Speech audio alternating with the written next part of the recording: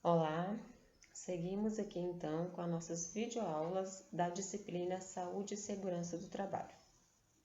Dando sequência, falaremos hoje das principais doenças ocupacionais, sendo elas a LER e o DORT, as doenças que mais acometem os trabalhadores. A LER e o DORT são danos decorrentes da utilização excessiva do sistema que movimenta o esqueleto humano e da falta de tempo para sua recuperação. Caracteriza-se pela ocorrência de vários sintomas, de aparecimento quase sempre em estágio avançado, que ocorre geralmente nos membros superiores, tais como dor, sensação de peso e fadiga. Algumas das principais que acometem os trabalhadores são as lesões de ombro e as inflamações em articulações e nos tecidos que cobrem os tendões. Então, elas são ocasionadas, na maioria das vezes, pelo estresse ali do trabalho, né? É uma grande jornada, né? Uma jornada longa e excessiva, sem pausas para o descanso, né? E isso com o tempo, né? Quando vai se prolongando, acaba levando, né? Ocasionando uma lesão. Essas doenças são relacionadas ao trabalho e podem prejudicar a produtividade laboral, a participação na força de trabalho e o comprometimento financeiro e da posição alcançada pelo trabalhador. Além disso, elas são responsáveis pela maior parte dos afastamentos do trabalho e representam custos com pagamentos de indenizações, tratamentos e processos de reintegração à ocupação. Né? Então, muitas vezes não é olhado, né, para essa carga longa, né, do trabalho, né, e acaba levando uma perca, né, pois o trabalho excessivo acaba levando à lesão, né, e com isso o profissional vai ter que ser afastado da empresa, né, vai diminuir aí a produtividade ou vai aumentar o custo porque vai ter que colocar alguém para repor, né, esse profissional. Então vale a pena, né, investir na prevenção, né, dessas doenças. Vamos falar aqui um pouquinho das doenças mais comuns relacionadas à nossa área, a área da enfermagem. A rotina de trabalho dos enfermeiros, auxiliares e técnicos de enfermagem é muito desgastante. Isso porque o profissional acaba exposto a diversas doenças ocupacionais durante sua jornada de trabalho.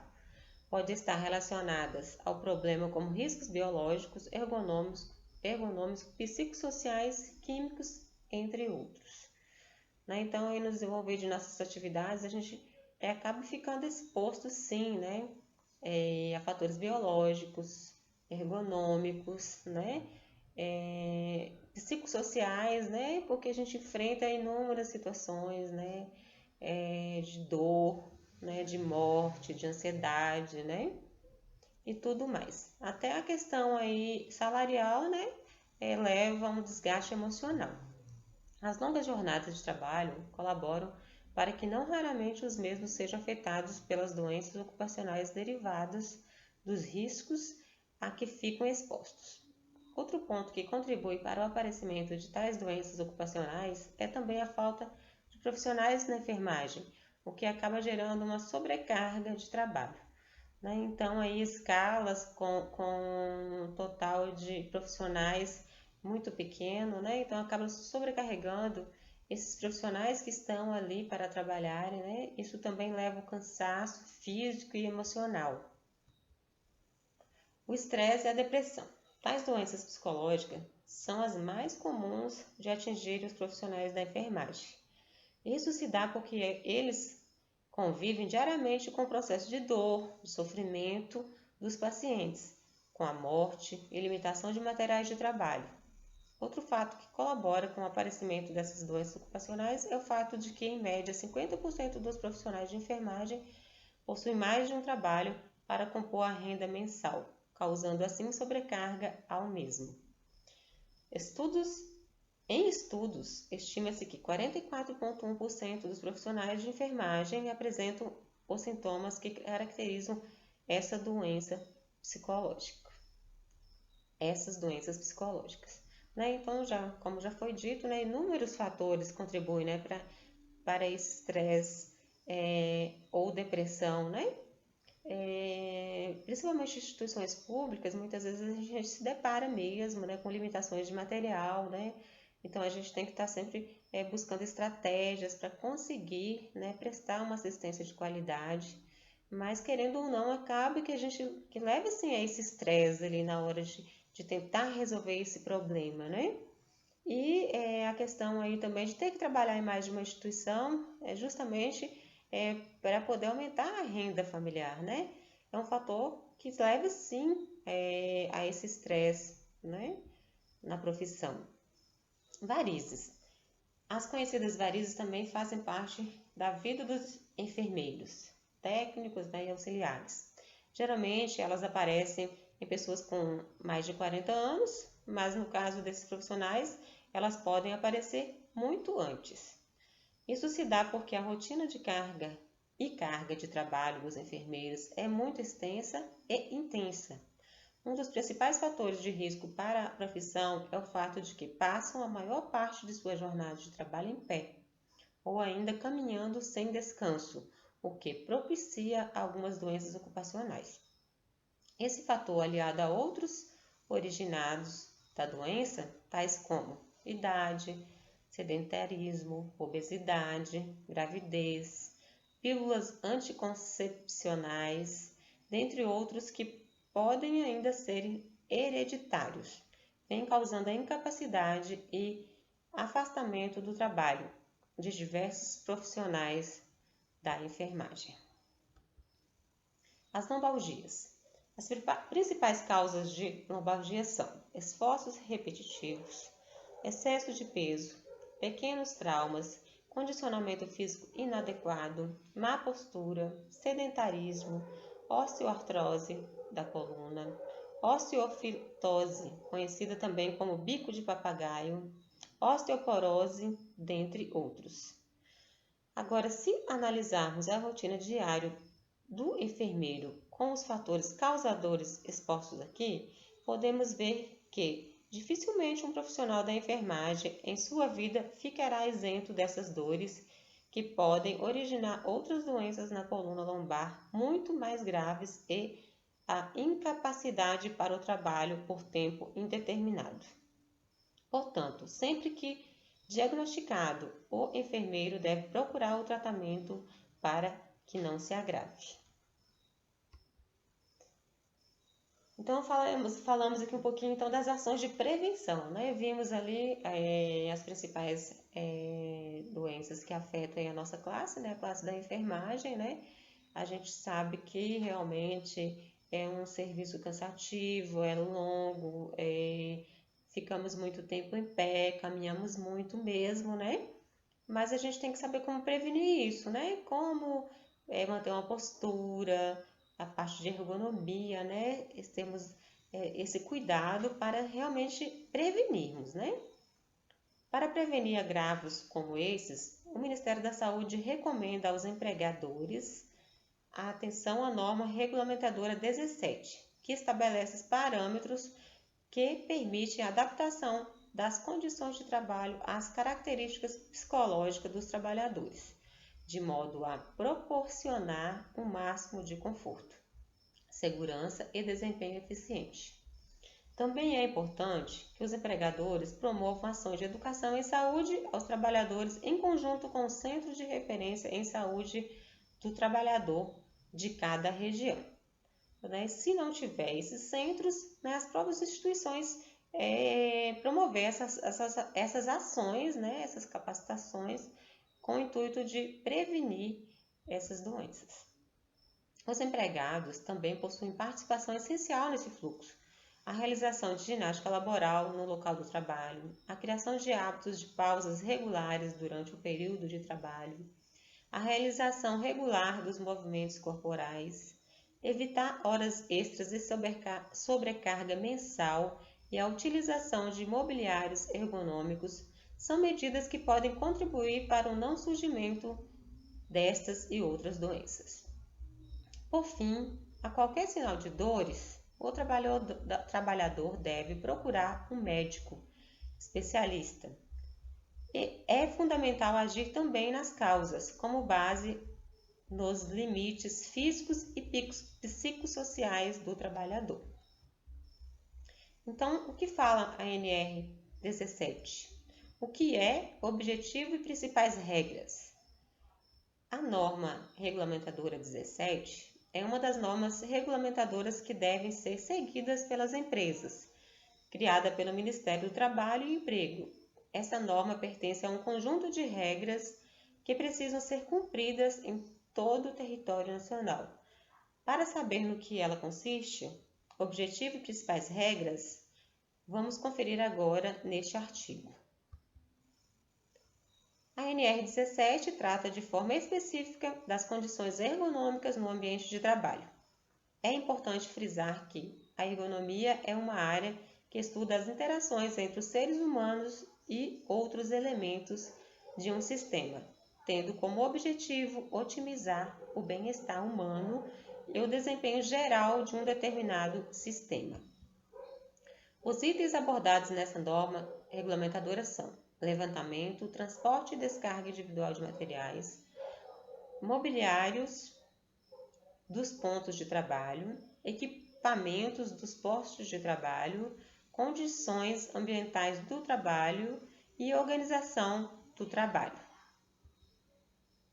O objetivo central da NR 17 é definir parâmetros e procedimentos que assegurem as melhores condições de ambiente aos trabalhadores, preservando a segurança, conforto e favorecendo os melhores níveis de desempenho das tarefas cotidianas. Em suma, a ergonomia visa melhorar as condições de trabalho e fazer com que todas as atividades da empresa sejam desempenhadas com maior qualidade. As 6 principais regras da NR 17. Então, aqui, essa imagenzinha aqui vai estar ilustrando, né, essas regras. Colocando aqui o apoio para os pés, né, tá aqui. Cadeira confortável, né, com encosto confortável para manter a postura das costas. A mesa sem quinas vivas, né, de preferência arredondadas. Uma balança niveladora com o visor, né, que fique facilitado, que fique na linha de visão da pessoa que está manipulando. Uma esteira eletromecânica, né, onde você consegue colocar aqui o equipamento, o equipamento, a compra, né, o objeto, e sem precisar forçar, né, e venha até para perto, né, do caixa. Nesse exemplo aqui é um exemplo de um caixa, de um mercado, de um comércio, né, onde está facilitando, né. Aqui também o outro visor também é de maneira que fica bem visível para o operador, né. Então, principais regras aí para facilitar o operador na manipulação. A norma 1. De acordo com a regra básica da NR, as condições de trabalho nas empresas abrangem aspectos associados ao levantamento, transporte e descarga de materiais, ao mobiliário, aos equipamentos utilizados, às condições no ambiente no trabalho e aos métodos e formas de organização desse trabalho, né? Então, engloba todos esses fatores aí. Conforme estabelecido por essa norma, as empresas são responsáveis por analisar as questões ergonômicas do trabalho, considerando as características do ambiente, o tipo de função exercida e as características psicológicas dos trabalhadores, tornando possível a plena adaptação do trabalhador ao ambiente no qual ele está inserido. A norma 2. Estão contidas as seguintes diretrizes básicas quanto ao transporte de cargas. O transporte manual de carga é definido como todo tipo de transporte em que o peso de carga é suportado totalmente por apenas um trabalhador, o que abrange também o levantamento e a deposição da carga.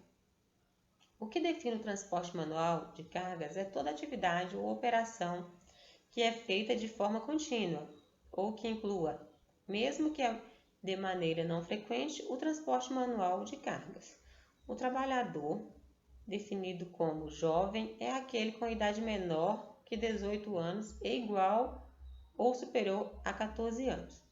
A atividade de transporte manual de cargas não deve ser exercida por pessoas nas quais o peso comprometa a segurança ou a saúde do trabalhador. Os trabalhadores responsáveis pelo transporte contínuo de cargas devem receber todo o treinamento necessário para a execução da tarefa de forma totalmente segura, de acordo com as regras definidas pela equipe de saúde e segurança do trabalho. No caso de trabalhadores jovens e mulheres designadas para fazer o transporte manual de cargas, o peso máximo da carga sempre precisa ser menor que o peso aplicado às atividades de transporte manual de cargas exercidas por homens. A norma 3 determina que, toda vez que um trabalho pode ser realizado na posição sentada, o local de trabalho precisa ser adaptado ou planejado para que o trabalho possa desempenhar suas atividades nessa posição. Norma 4. Todos os trabalhadores manuais que são realizados em pé ou sentado devem ser planejados com o uso de mesas, bancadas, painéis e escrivaninhas que favoreçam uma boa postura, operação e visualização por parte dos trabalhadores. Além disso, de acordo com a norma, é preciso observar algumas regras básicas. A altura e o tipo de superfície dos móveis deve ser compatível com o tipo de atividade realizada. Deve ser observada uma distância adequada entre os olhos e o campo do trabalho. A altura do assento deve estar adequada conforme a altura do móvel e a distância necessária para preservar os olhos. A área de trabalho deve ser facilmente visualizada e alcançada pelo trabalhador. As características dimensionais dos móveis devem possibilitar uma movimentação e posicionamento adequado do corpo, braços, pernas e etc. Norma 5. Conforme estabelece a ANR, todos os assentos usados no ambiente de trabalho precisam atender a esses requisitos. A altura deve estar ajustada a essa estrutura do trabalho e precisa ser observado o tipo de atividade exercida. O encosto deve ser adaptado para proteger a região lombar. A borda frontal do assento deve ser arredondada. NR6 determina que a organização do trabalho leve em consideração os seguintes aspectos: normas específicas de produção, operação a serem realizadas, exigência de tempo, determinação do conteúdo de tempo, ritmo de trabalho, conteúdo das tarefas. Então, após entender a NR17, confira nossos outros conteúdos sobre as normas regulamentadoras e demais informações sobre as regras que devem ser seguidas por empresas e profissionais em todo o Brasil. Nós já estudamos todas essas NRs, em aulas passadas, em sala de aula ainda,